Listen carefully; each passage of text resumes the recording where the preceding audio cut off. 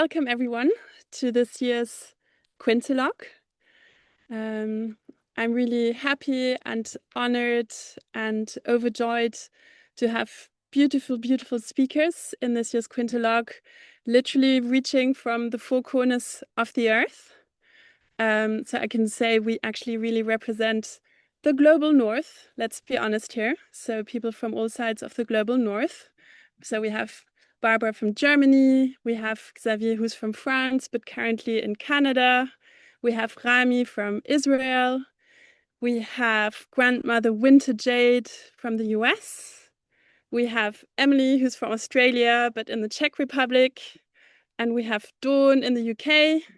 And I myself, Irene Nolte, I represent the Belgian Shiatsu Federation, but I'm currently in Portugal. So we're going to be the crew that is present today for this Quintalogue.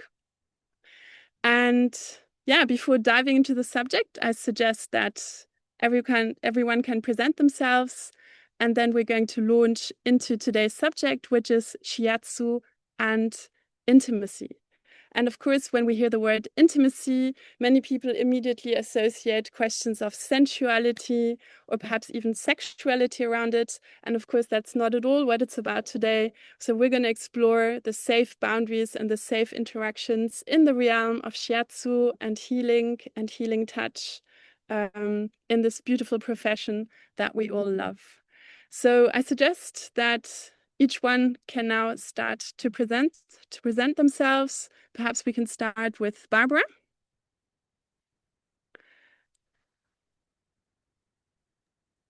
Yeah, my name is Barbara Murakami. I live in Düsseldorf in Germany.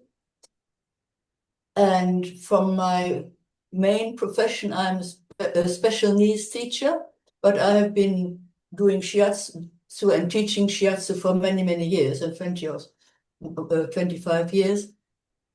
And I like to combine this with psychosynthesis and focusing and with talking.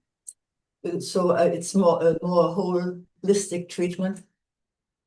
And I work a lot with disabled people, which is where my heart beats for.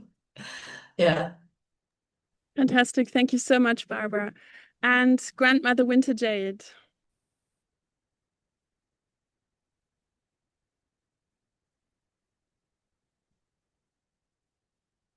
Okay, so I'm a little technologically challenged. It took me a minute to find my mute button. But I am Grandmother Winter Jade Forrest. I'm here in Chicago in the USA. And I've been doing shiatsu for 50 years and teaching it almost as long. And I haven't had any other jobs or professions since then. I love this work. I especially love this topic. And from my point of view, well, I lived in Munich for 2 years, and I was studying with Kishi. I have had the pleasure of also studying directly with Masanaga, who developed Zen Shiatsu, which is the main one that I teach. So I've had some really good training, but I also have delved into the spiritual side of the self-development and spiritual development with native I'll just say indigenous teachers of several traditions, particularly Cherokee. And that is where I was a grandmother is the title for a priest in the Cherokee tradition. And I received that about 12 years ago, and I've been doing a lot of this spiritual development piece, which I feel is what really attracts people to Shiatsu in the first place, even if they don't have those words for it. And I feel like it's one of the most important aspects for us to develop in our students and also to practice for ourselves. It helps with the intuition and the quality of touch. So, yeah. Thank you. And Xavier, could you please present yourself? Hello, bonjour. I'm Xavier Porter-Ladousse, half British, half French, and so live on the south coast of Brittany on the west coast of France, where I've been practicing shiatsu for 25 years and only doing that as well, with the odd Qigong class as well, now thrown in, or Tai Chi. And I've been training people for the last 15 years and love it. And again, yeah, the whole idea of touching people, touching something deep, and in a good way is important. In a true way, really important. So I'm very glad to be here. Thank you, Xavier. And Rami. I'm talking to you from Jerusalem, Israel. I'm a Shiatsu practitioner and a Qigong, let's say, teacher. And those are my main interests, and also my profession, and also my passion, I might say. And I had a Shiatsu school for many years. I learned a lot from hundreds of students. And of course, from my patients. Is it allowed to say patients? Or should I say clients? So I learned a lot from my patients. And yeah, I'm waiting to hear about intimacy and shiatsu. I want to learn more. Thank you, Rami. Okay. Yeah, just for those, perhaps I should also present myself. So I am half German, half Romanian, but from Belgium. I discovered Shiatsu more than 20 years ago in the UK. I studied it in the UK in the Devon School in those days. And then, was part of building up the Shiatsu movement in Belgium already 20 years ago. And I've been the vice president of the ESF for many, many years. I forgot how many, I think about 10 years, but now stepped down from that post. And I'm also in the process of stepping down from the BSF position. So this is a slow letting go moment. Voilà. Okay, so let's just jump into the subject matter right here, right now. I would like to start with a general definition of the word intimacy, because just before we went online, we had a little chat amongst themselves, and someone already shared that in their country, when we say shiatsu and intimacy, some people went like, oof, just like, ooh, intimacy, that's too close. And it's so interesting, the connotations around that word. So even though it's being misunderstood many times, I think intimacy in general can be described as mutual closeness, characterized by a quality of trust, vulnerability, respect, and connection. And for me, the idea of consent is very important as well. So that, and I think we're going to talk a lot more about that, the idea that, whoever we enter into an intimate relationship with has had the opportunity to give their consent. In other words, be fully informed and engage in it voluntarily and from a free place, and has the capacity to do so as well. I think those elements are really important, in particular also in this quality of therapeutic touch. There are many different forms of intimacy. We can have emotional intimacy, which is the sharing of feelings, of emotions, and being emotionally available to one another.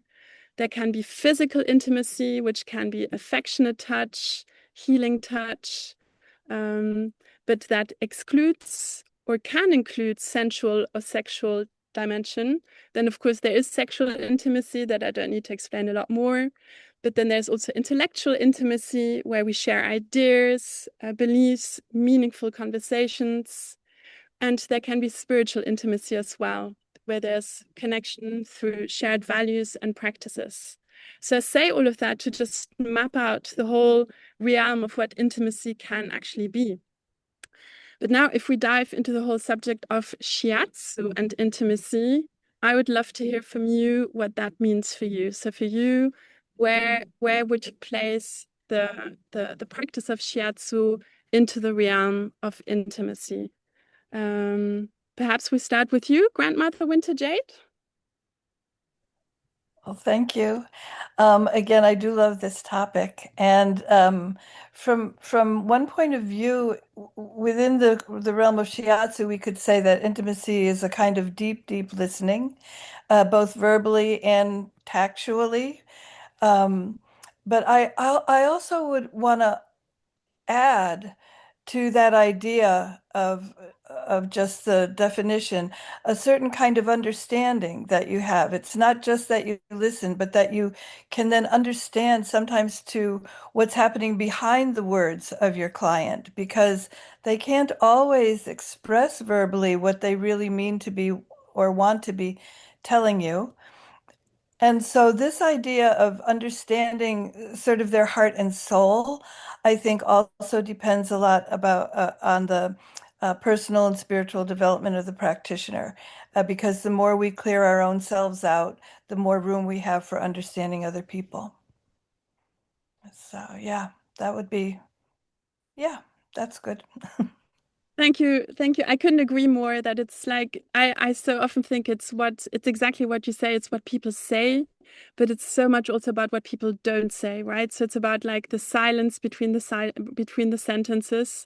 And it's also that which maybe the body reveals without necessarily being verbally revealed. So you brought the definition of a deep listening and a deep presence, which I love. Barbara, what? Well, I've been thinking about this question now in the last few days, and I think Shiatsu has a lot to give compared to many other things because it's more about touch. These days, people don't get touched so much. I remember once Ohashi, he would say, we live in a time of high tech but low touch. And so this is one very important ingredient of Shiatsu compared to many other forms of treatment. And I think one other ingredient of Shiatsu, Shiatsu has to offer is this attention.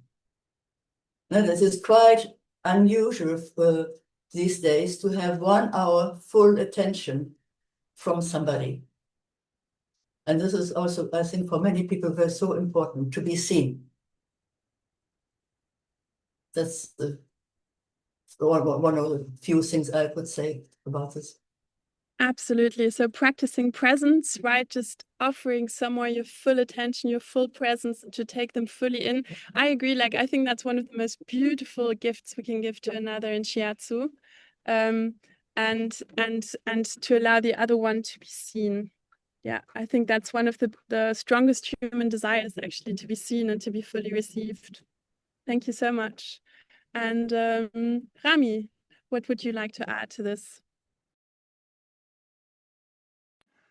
Well, you've said almost everything. Nothing much to add. I think that intimacy is maybe the most important component, or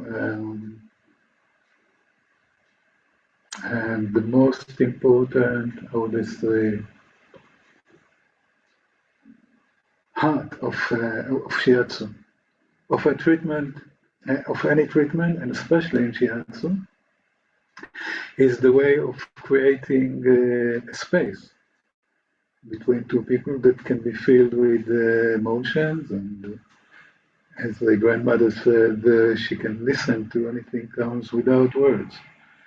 So this is what intimacy does. And I would like only to add the quality of touch. As grandmother said, the quality of touch is the way to present or to make it present, our intimacy. Because intimacy is just a word, but when we are sitting by somebody or touching somebody, it needs to be filled, or something that we can touch, even if we don't touch with our hands. So this space we create is intimacy. And as we're more intimate, the space is more filled with things that we can listen to, feel, think about. And what other senses do we have? Smell, maybe smell. That's so great. Yeah, creating the space. So Rami, you mentioned the notion of space for listening and for listening with all our five senses, right? Which are so important in our practice. Xavier, I know it's difficult to add something after three people have already spoken, but if there's something that you might want to... I'll try my best. It's for me, it's really interesting subject, like everybody said, and it was also very difficult. So I had to, I think it was last night, suddenly I had time to think who I feel intimate with and how I feel intimate. And to me, I went back to the word, start with an intimacy. If you pronounce it slightly differently, in the French way, intime, it could be in time. And it feels like to be in time, and in time with what? It's like it's the heart, two hearts kind of being in the same rhythm. Up to me was what felt kind of like connected. And I think it starts with in, so it's like an opening in, which I think for Shiatsu we have as practitioners, it's our duty to kind of we start to have to open up first. We can't ask people to give us their stuff. We have to open up to allow ourselves to be seen and vulnerable, and that's Carola Beresford Cook said that once. And you have to be there first in order for them people to have trust in you. And so that's, I think, this opening of the heart and to let the heart be together for the time of an hour-long session is what's kind of really healing for me. And I think from what everybody was saying is what Grandmother Winter Jade was saying about the silence is actually what I love about Shiatsu as well. It's a bit like I had a student once a long time ago who said she felt a lot more keen at ease with animals than with humans. A lot of the time, she felt a connection with animals, and which I sort of relate to that up to a point.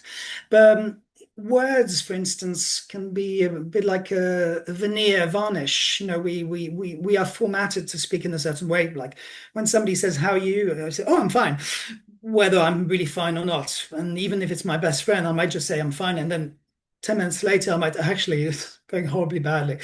And the way just like sometimes you touch an animal and you might feel its feelings differently when it can feel yours. Shiatsu, by giving that amount of space and time when you don't talk, and again, the hand in Shiatsu is linked to the heart meridian or heart organ. So you go into something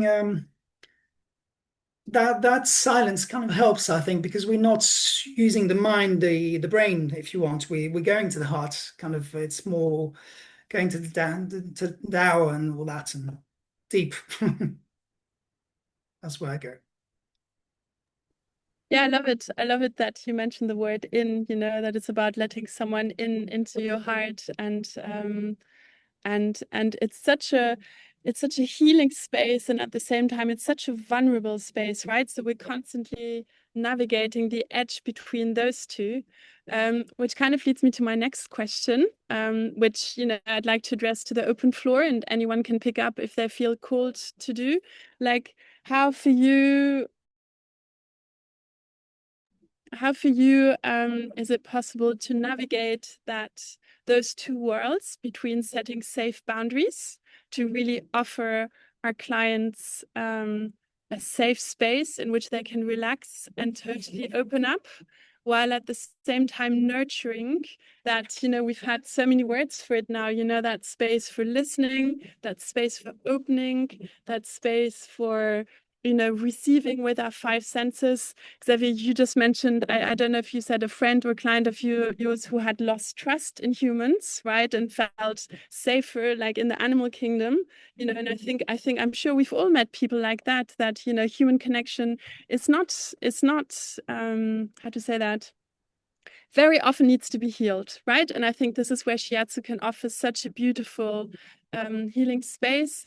So to the four of you, like, how do you navigate these lines between setting clear boundaries and having a very safe space versus leaving the room open for shared intimacy in the realm of Shiatsu? And whoever wants to speak can speak.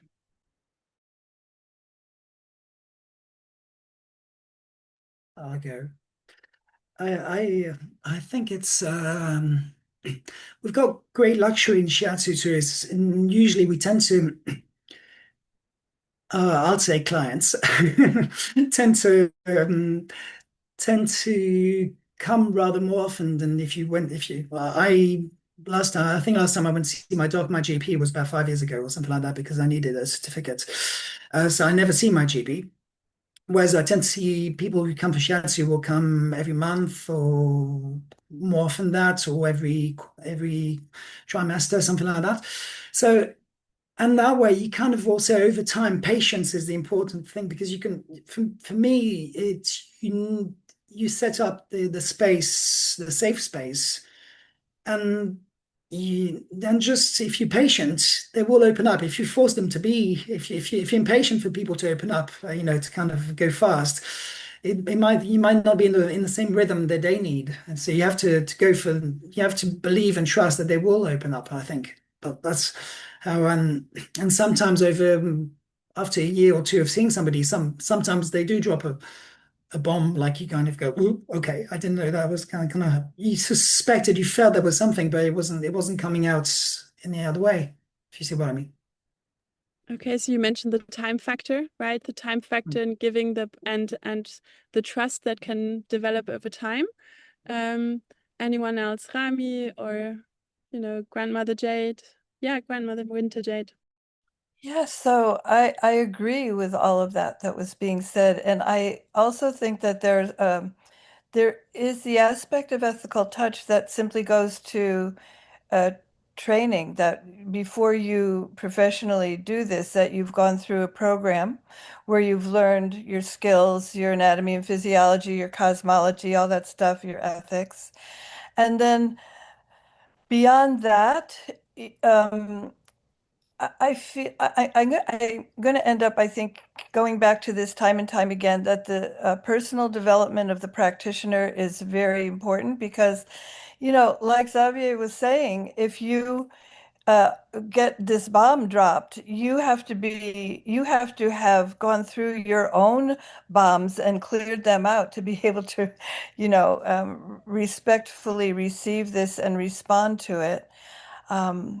And so I think that is, in a certain way, the most important aspect of ethical touch, intimacy, is that you have taken the time. We all of us in our introductions referred to how passionate we are about this work. It is beautiful, beautiful work. And if you are passionate about it, you will have taken the time, you must have taken the time to clear yourself enough to be open for your clients. And so I think if you're talking about setting standards for European Shiatsu, I think there needs to be more time in the curriculum, at least here in the States, for this kind of attention to our students that they get, because they come in expecting something, and as soon as they start touching bodies, all their own stuff comes up right in front of their face. They can't, and being able to have some way, some responsible way, some beautiful way, really, of helping them through that, I think is an important aspect of our training. And it's the one that's easiest to leave out because, well, sometimes it can be hard to find teachers who have done their own work, but also it can be hard to write a curriculum for that, right? So, but I do think it's the most important aspect. So that's my 2 cents. Thank you. So you're stressing the importance of personal development on the side of the practitioner, so that we can receive the other fully, and possibly also from like an empty mind and an empty spirit, just to be able to fully to be fully present to them. Rami, I would like to continue what grandmother said, and I would like to suggest another perspective of intimacy. We all think about intimacy between a couple or two people, and what about intimacy with ourselves? We all talk about intimacy being a cultural problem these days. We use telephones and we look at the screens. So we lack intimacy with other people. But I think that first of all, we need to take care of our intimacy with ourselves. Intimacy with ourselves means listening to ourselves, being connected with our sensations and our feelings. And this is a very difficult task, being honest with yourself. Maybe it's the most difficult thing we can do. And it needs practice, and it needs guidance, and a lot of work. But this is crucial, I think, in order to be in intimacy with somebody else.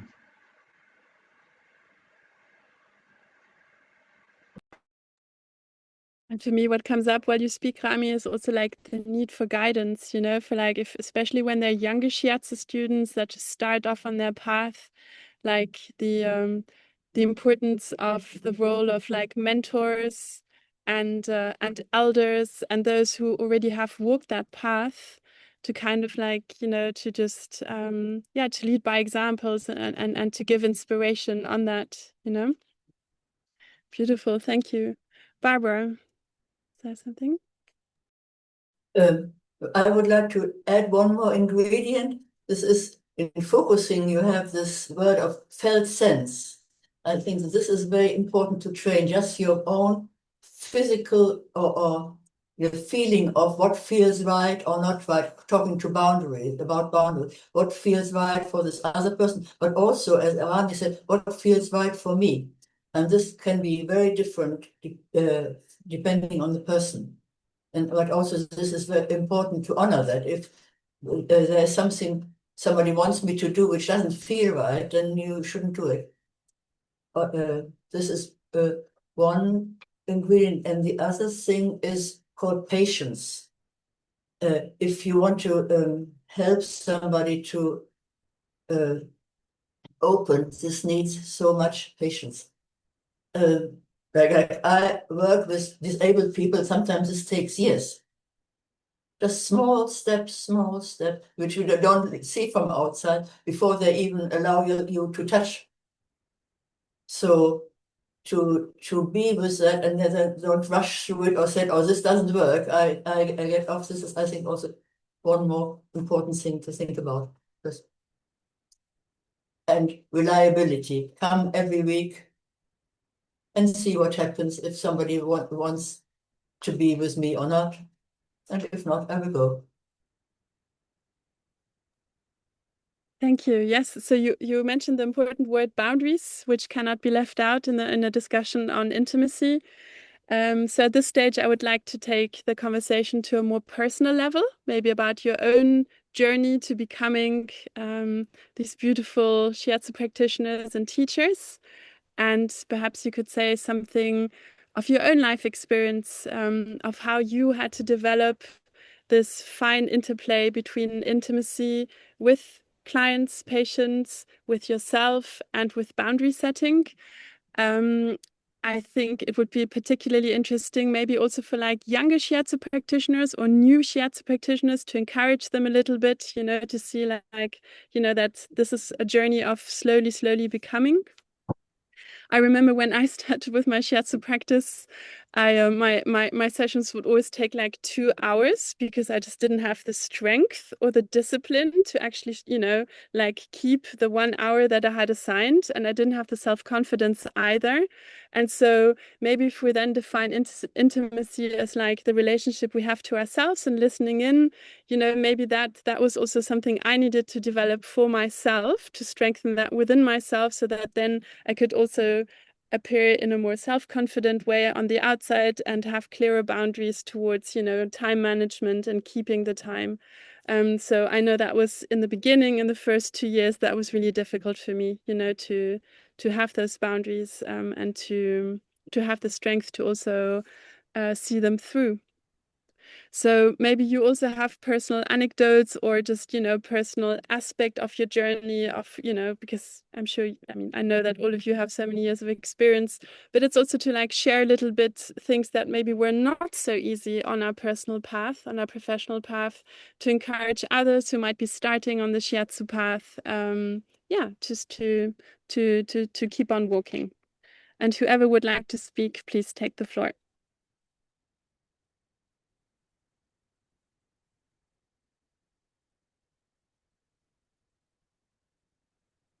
Maybe I could start. I think when you just started doing shiatsu, quite often you hide behind the techniques. And so this gives you safety, which is quite natural, but also it prevents you from touching any boundaries. I just do what is in the textbook and what I learned, and this takes quite time to get more self-confidence, to just set aside the techniques and just slow down or go more to the center. And I know that for myself. First, I was pleased. I learned something, so I do it, but I didn't show my own personality so much, yeah? And also my own boundaries. And I think it's so important. Without boundaries, there is no touch.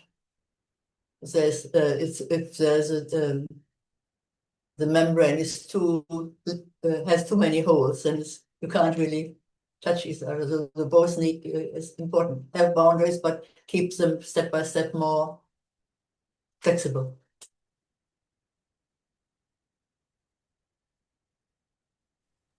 Yeah, I agree with all of that. And I was thinking back on when I was first learning shiatsu, and not only do you rely a lot on just the techniques, but also I found that there was something, all my teachers were Japanese because I started studying so early when Shiatsu came to America, that it was just the Japanese people who were teaching at that time.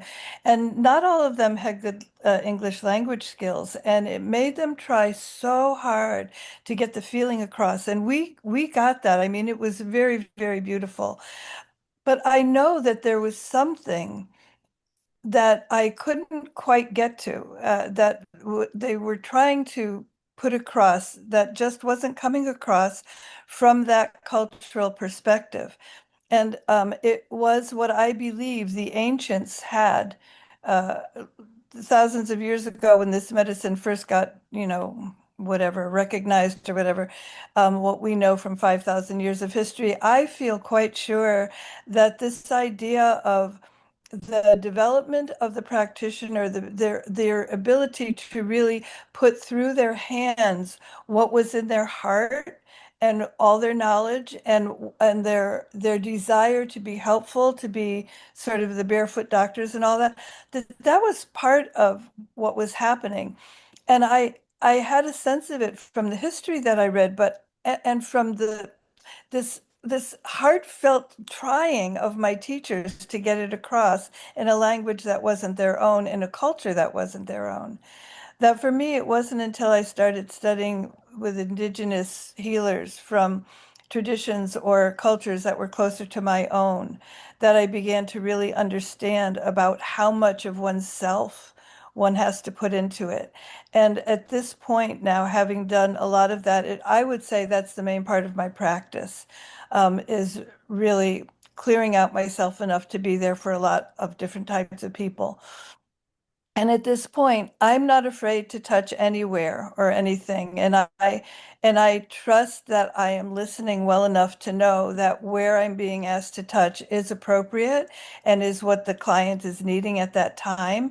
And I'm responsible enough to say something verbally to them, like if I know that there could be any reticence on their part because of anything, pain or recent surgery or something like that, or something emotional. I tell them what and why I want to touch and make sure I get their agreement. So there's a lot of ethics involved. But at this point, I am not afraid of anything. I trust my guidance. I trust my clients to tell me their truth. And I and so yeah, I mean, the original question was something about, what are your personal experiences? And all I can say about it is that you need to do a lot of practice over time and being willing to risk your own vulnerability and relate to a lot of different kinds of people, that does take time. And there's nothing like practice, nothing like it to get you there. So. Thank you. Xavier or Rami, is there something you would like to add?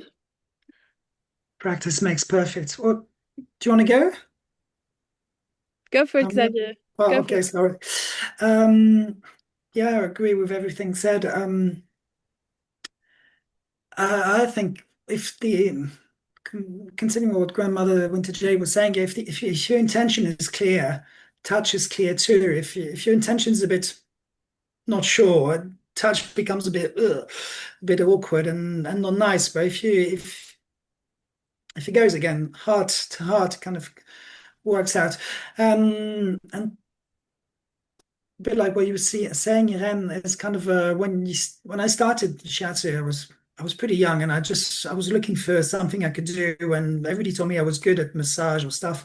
I was into martial arts, so I thought I discovered Shiatsu and thought, oh, brilliant! This is what I want to do. I'm gonna work in Shiatsu, and I just wanted a job in a way, which because I was acting like on otherwise, so I wanted something that could complement it. I had no idea I had any issues whatsoever in my life. I thought that was all sorted a long time ago. And then, well, you kind of discover you still got some shit to process, funnily enough. And it's an ongoing one still now, obviously, and until the end. Um, and I was thinking of stories. I remember the first time we went in my first year, you work on the stomach channel, and suddenly you're in a class where obviously there are about three guys and 15 women, and you have to work on the chest. And I looked desperately from one of the other blokes, Gary, saying, "Do you want to work together?" Because I was really, really kind of, and then fortunately my flatmate, who was a really good friend and had not met much breast, allowed me to work on her to start with to practice. So practice makes, but until you get to the point when you actually really don't care about it anymore, it's fine. It kind of you're treating energy and you're treating something else. You're not touching someone's breast or whatever. So. Thank you, Xavier. And what a perfect example of entering that intimate space, right? Both like with your own inner world, but also to another. Great. Rami?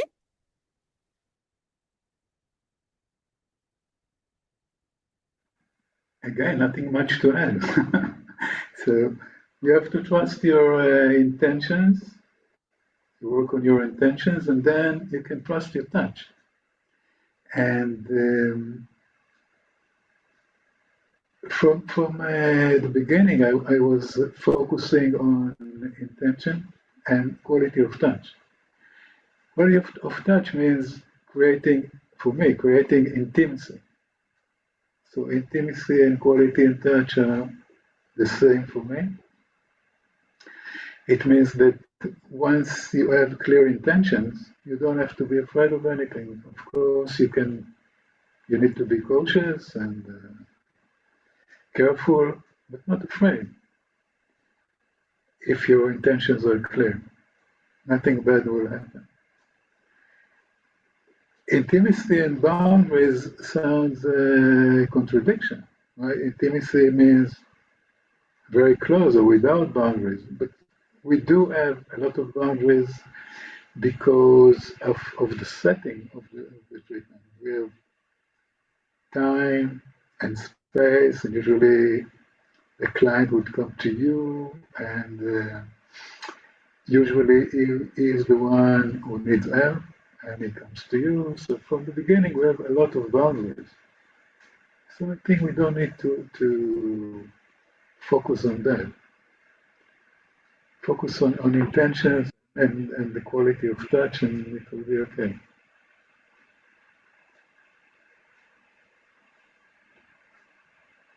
Yeah. Please, Madam. Okay, so I just wanted to add one of the things that I love to say to my students is non-sexual intimate touch is a revolutionary act in this world that we live in. And it's a revolution because it does allow people to really claim their own power, making that space for them to maybe say, but certainly feel their own power, their own truth, to really be able to express themselves um, um, without fear and with all of their oomph or whatever. It is a revolutionary act in this world that we're living in today. And I think that those of us who do shiatsu in this way are revolutionaries, and we should be proud of it.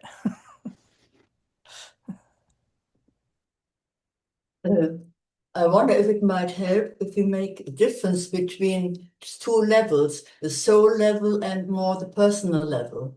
I think on the level of the soul, it's very easy to be intimate when you get there.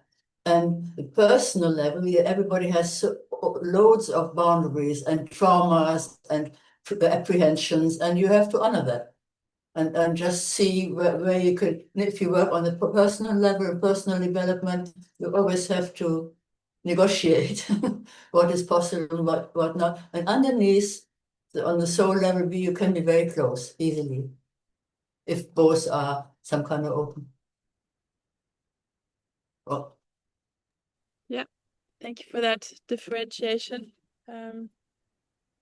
Yeah, and of course, if we then, if we keep the soul in mind, then there's something so like timeless and yeah, I just think we enter a different quality of time and a different quality of space, right, through that.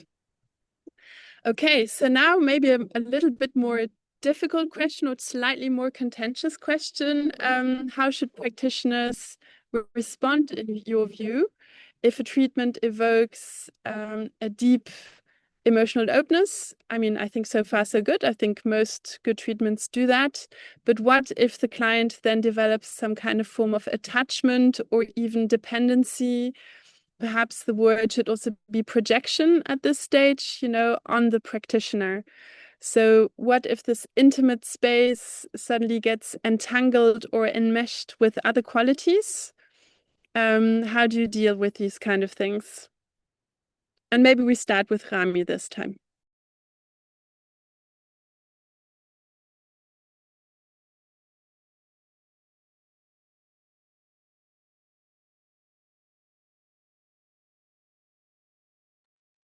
Rami, Rami, do you feel like jumping in on that question, or should I pass it to someone else?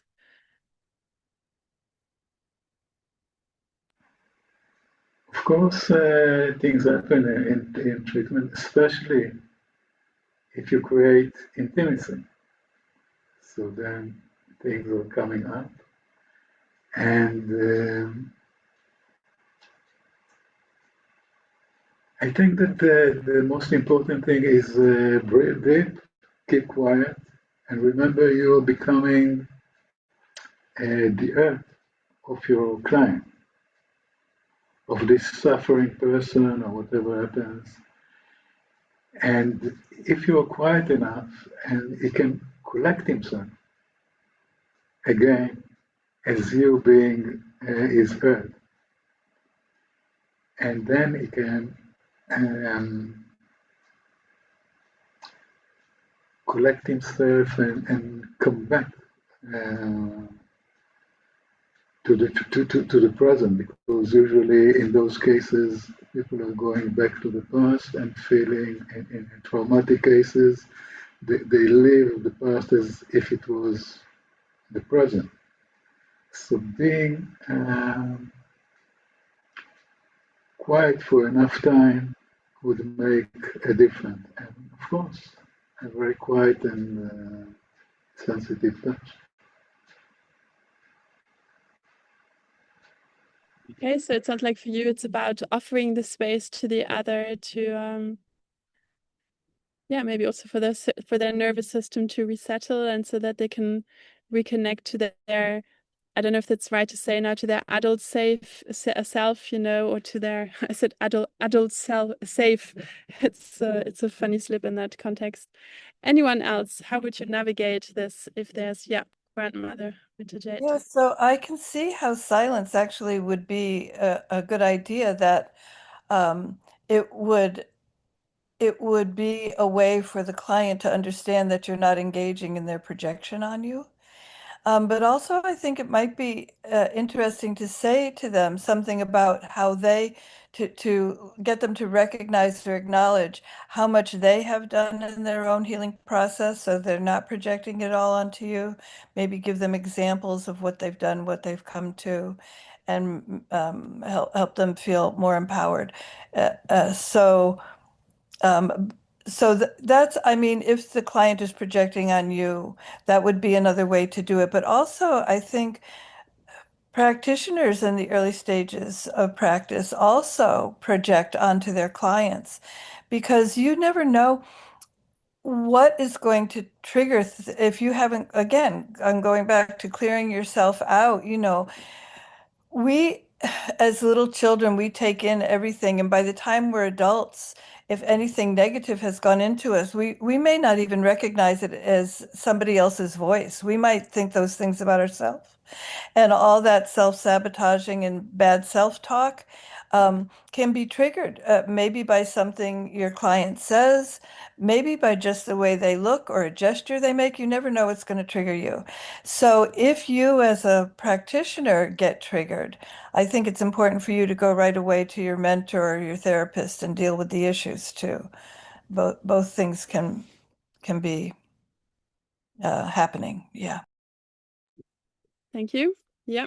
So yeah, if I just, you know, so if I go back to the initial question, how would you deal with excessive attachment, or perhaps even a sense of dependency developing on you? I think one thing is it's important not to moralize, to say not with me, or making the other person feel guilty or ashamed or something. Just maybe just name it. There's attachment in this room, or where do we go from there? And I remember, like Kishi, grandmother Winter Jade knows. I studied with him, and he once told a story when he felt like somebody is some kind of in love with him from his patients. He would just say "Asuriska," which means "Is that right?" without engaging in it. Yes, that's there. And then where do we do from there? Just like Rami said, keep quiet and name it and see what we can do. And if it gets too much, of course, sometimes maybe you have to stop the treatment and say, well, no, how about we meet again next week, and just leaving it where it is, or even maybe suggesting a different therapist. Mhm. Thank you, Barbara. Xavier, say something. I think we cope as best one can, really, at the given moment. But it's well, in when we train, we do have days when we work on clients' practitioner dynamics, and we try and work on. So I try and get usually people from outside who are more qualified than me to deal with that, I think. But one thing important is, I think there's this whole thing, you know, I don't know if it exists, it probably exists, Cartman's triangle, which is the savior, sauveur, The victime, victim and agresseur, and perpetrator. sauveur. Exactly. Perpetrator, victim, and savior. Yeah. Thank you. And getting out of that, so sometimes engaging into it and explaining that we're not actually saving them. It's, you know, and they don't need to be a victim. And what was said before, which I think is totally true, we don't. When I finish a treatment, I will usually say, go for the generic on in French, which is a we, kind of we did that together. And people say, well, we didn't do it together, well, you did. So either I say, oh, that's because I think highly of myself like the king, but usually it's more that just telling them that actually we work together. It's a 50-50 discussion engagement. I can't do anything for you without your help. So just again, this their responsibility, and if sometimes we joke about if it worked, it was 51-49 my side. If it didn't work, it's 51-49 your side. But really, it's something you do together. It's not us treating them. It's the exchange for me. It's the silent discussion and all that. That's really doing the work. So, and you need, for what Barbara was saying, I had this particular client I saw for years, twice a week or something like that, and there was all sorts of issues and physical and psychological. And to him, at one point, he started saying I'd become his friend, and I actually kept reminding him, well, I'm not actually your friend because you pay me to be here. Let's be clear about this. And there is really something. And at one point when it got a bit muddled, I kind of said, well, if you keep like this, we'll have to stop. You have to, which we didn't stop, but we had to kind of set things back to the framework. Basically, we're doing a shiatsu treatment. We're not here to have a drink or anything like that. Thanks you, Xavier. And indirectly, you also alluded to the quality of humor, right? That like humor can also be healing and to kind of like keep things light and can be a helpful friend in sometimes a more difficult context. Before coming to my Irene, you turned your head when Rami put his hand up. I think he has something to add. Oh, I'm so sorry. Okay, let's go. Sorry, Rami, I'll pass the word on to you. I just want to remind our listeners to the fact that you can also send us questions because we'll take a little bit of time in a minute for Q&A. So if the listeners who are active now, who are present now on Facebook, you can write your questions into the chat and I'll convey them to our beautiful panel of tonight. Rami, go for it. Thank you, grandmother. I wish you were my grandmother. I just remember being with Kishi, and we were sitting around him in a circle, and the client was lying down, and he touched the client, and then he took off his hand and he said, "Can you see the Jackie coming out?" Jackie means, okay, can you see the Jackie? And we said, no. He said, look at it. And then he took it and put it in his mouth, and made this movement as it goes through his digestion system and comes out from behind. And for me, it was a very powerful image of what a practitioner does.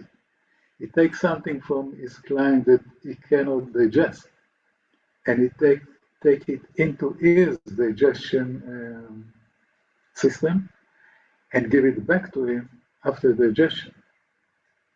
So for me, it was a very strong image. Okay, thank you, Rami. And a funny one as well. I like the symbolism of it, the metaphor. Okay, Emily, tell me, are there questions from the public that can be raised at this stage? There is so far just one question from Paniota in Greece. And the question is, how is dependency defined in Shiatsu? Dependency.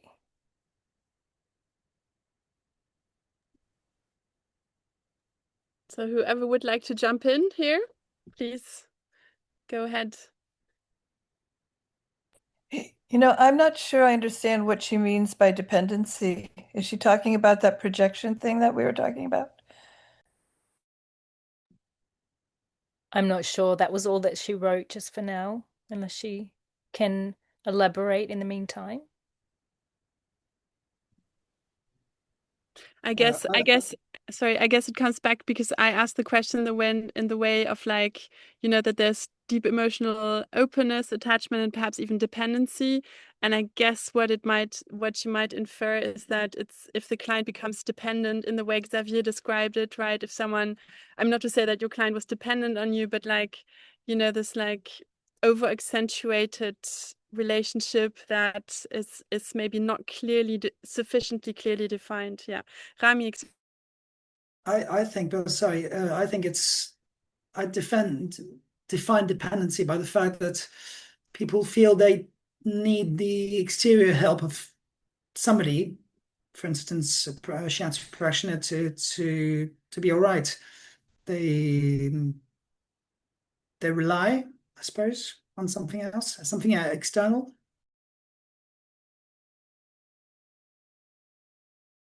Yeah, I mean, I think dependency is okay if it's physical. If you have a really demanding job and you want regular treatments just as maintenance for your life, I don't see a problem with that. It's maybe when the dependency is emotional that you have to pay more attention and deal with it.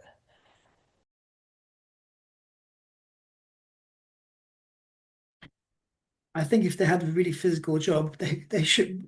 The responsibility is to sort out how it can be less physical. We need to help them that way, which not always easy, definitely. I don't know if if they're road workers or truck drivers, yeah.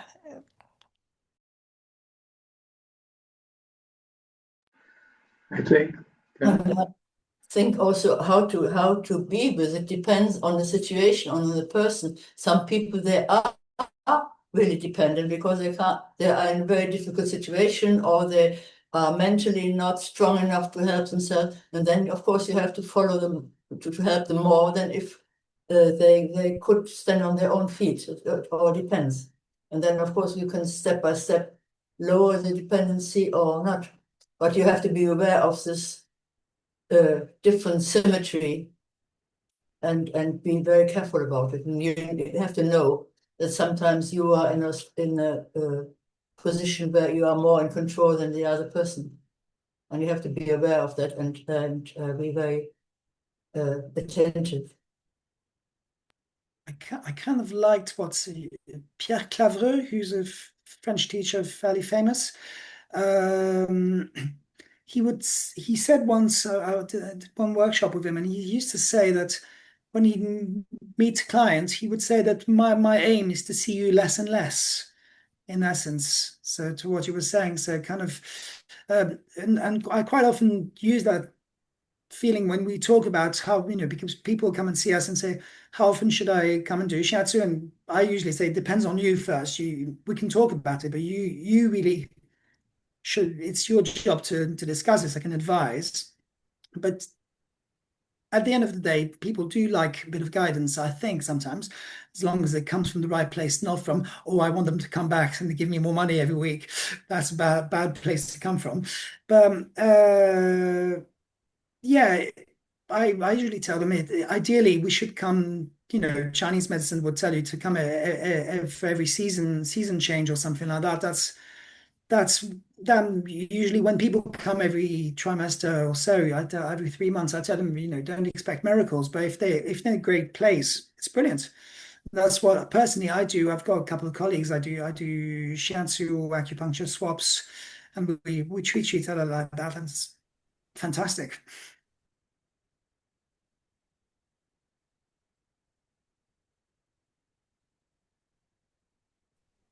Yeah, I'd like to say too that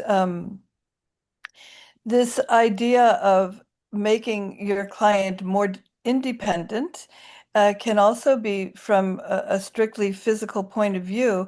Again, if you are the kind of practitioner who wants to really practice healing in the broader sense, then when your hands are on somebody and you can feel what's going on in their cellular structure or in their organ system or whatever, and you can talk to that cellular intelligence to help it get back to its divine blueprint, as I would say. This also makes them more independent and stronger, and yeah.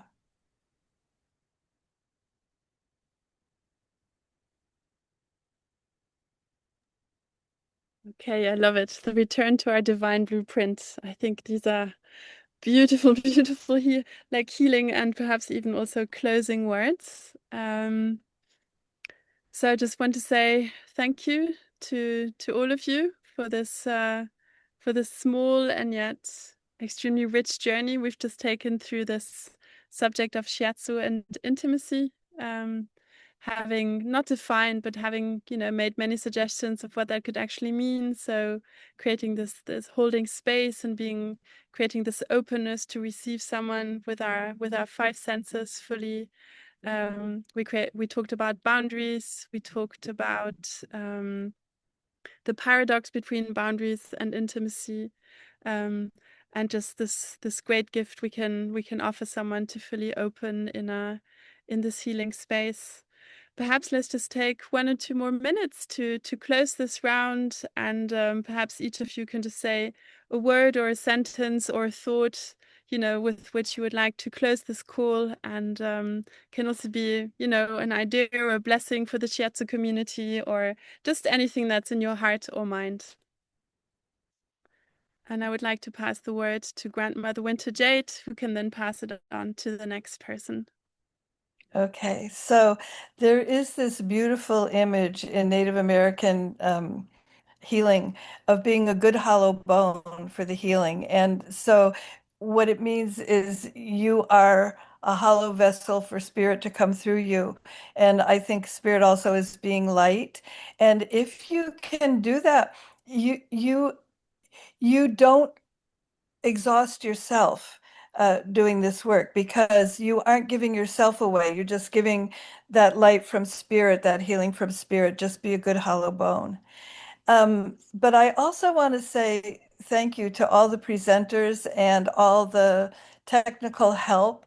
It's been my pleasure to meet you and be among you and have this conversation. Thank you so much. And it's been a great honor and joy to have you amongst us, Grandmother Winter Jade. Thank you. All right. And perhaps Barbara? Well, maybe it just came to my mind, this topic of intimacy and shiatsu sometimes can be a little bit heavy. Maybe if you just think about some kind of sense of humor, it's not that important. One hand, it's not. It's not heavy. It can be very light and happy. Absolutely. Thank you. Rami? As you have more experience and more knowledge, you find out that it doesn't help you when you see this person in front of you and suddenly you don't know anything. So you need to be careful to remember that there are many things that you don't know, and keep being humble, because most things you don't know. Thank you all. Thank you, Rami. And Xavier. Well, going to what Barbara's saying, you can treat serious things lightly and light things seriously. So I think I think if we're having this conversation, it's also because Shiatsu, as Grandmother Winter Jade was saying, is so revolutionary these days to kind of we just finished recently a class. It's a 4-year training class, 4-year training in France. Well, at least in my school. And one of the students on the last day of class said, people think we kind of misfits doing shiatsu, or we look like weird people compared to. But and she was saying that actually, I think we are doing what's right. We're doing something that's really you have to keep that little flame alive and say that it's actually being touched like this is so beautiful. For me, Shiatsu, I think, is really a thing about beauty, and that intimacy is beautiful. So thank you. Thank you. And yes, and thank you. And just as we said right in the beginning of our conversation, I think Shiatsu just becomes all the more important in our society where, there's so much like loneliness and, all these so many, like so much anxiety and insecurity and loss of perspective, like also on a global scale. So that like in our teeny tiny realm that we create, that I think we can, like Gandhi said, in a gentle way, we can shake the world. So I think that's a nice mission call for our humble profession. So I thank our 4 guests, and I would also like to thank my colleagues Emily and Dawn for holding space and for being here for the tech side of things, and of course my beautiful colleagues from the European Shiatsu Federation and everyone in our beautiful Shiatsu community for being present and for holding space today. Lots of love to everyone, and thank you, and have a blessed evening, and yeah, let's be connected. Much love from Thank you.